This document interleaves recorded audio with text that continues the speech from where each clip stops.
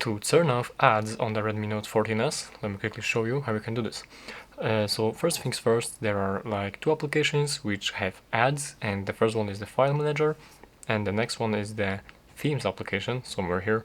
And these two applications do have ads. So let's first start up with the themes application.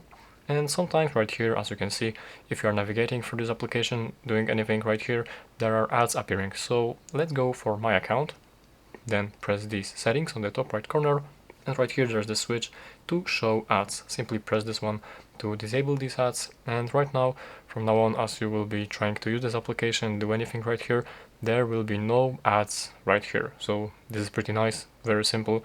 With this switch you can disable it, so that's cool.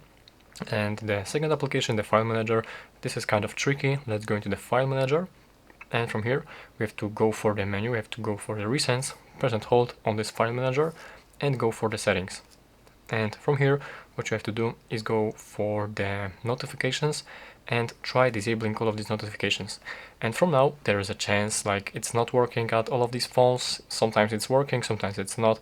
I don't guarantee 100% that it will work in your case, and like sometimes when you disable it the ads will not appear in the file manager. Let's maybe try opening it again and let's see if there will be any ads right now, because like as I said, there's a chance that it's working and there's a chance that it's not really working.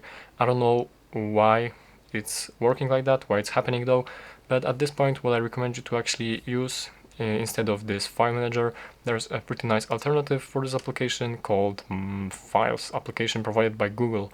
This is where it is. I cannot find it.